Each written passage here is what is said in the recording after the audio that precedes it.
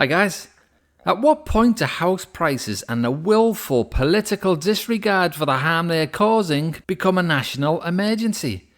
It's obvious that Albo does not care that the Australian tax system and his open border policies are warping the housing market completely in favour of the haves over the have-nots. Here are Demographia's least 15 affordable housing markets. Now there's a link to this data in the description. It shows how many multiples of the median household income is needed to purchase a medium house in each market. Just to see the insanity here, severely unaffordable is anything between 5.1 times and 8.9 times the median household income.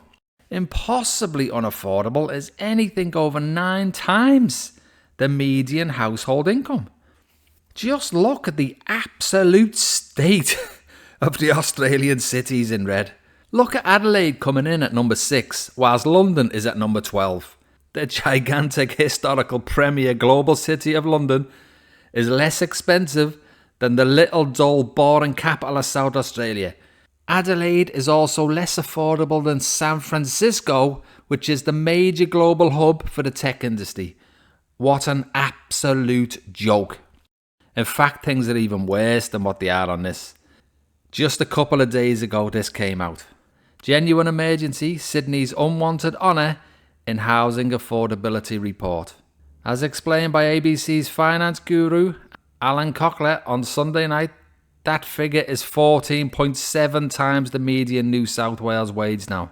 This would surpass the most recent score for Hong Kong, which had previously kept Sydney in second place with a ratio of 14.4.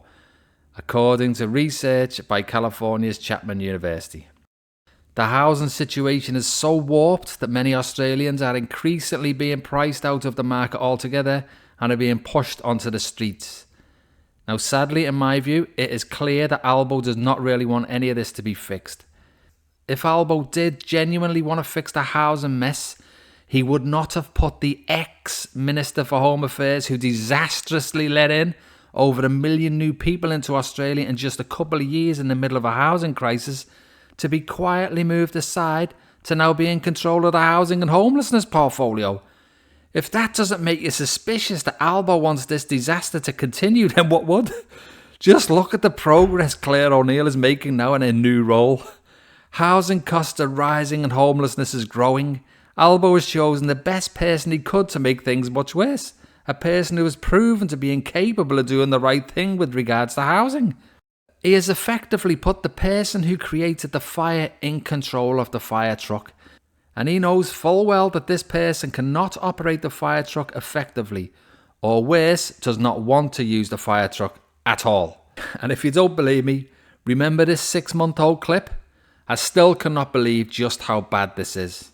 What is the goal here in terms of these policies? Is it to bring down house prices? Is that what the government wants to do? We want to bring house price growth into something sustainable. So we're not trying to bring down house prices, but we don't want to see some of the growth that we've seen in some parts of the country where you're getting double-digit increases in house prices year on year. Why don't you want to be seeing house prices drop? Because if you're looking to get into the market, if you're a young person looking at what's ahead of you, you definitely want to see house prices come down. Well, that may be the view of young people. It's not the view of our government. We want to see sustainable price growth. We want to see more houses come online. We want to see that rental vacancy rate go up a bit, because that will relieve pressure on renters. And we certainly want to see more homeowners. And the government has taken action on all of those pieces this week. Minister, if house prices don't come down, doesn't that mean that this system is stacked against young people, that it's just not going to work for them? Sure, and Dave, we may have a difference of view about this. I have a strong view. Our government's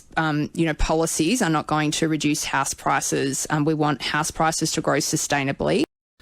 After nearly a 100% increase in house prices in Adelaide, Perth, Brisbane and many more towns and cities across Australia, Claire O'Neill, the Housing and Homelessness Minister, feels strongly about house prices not coming down.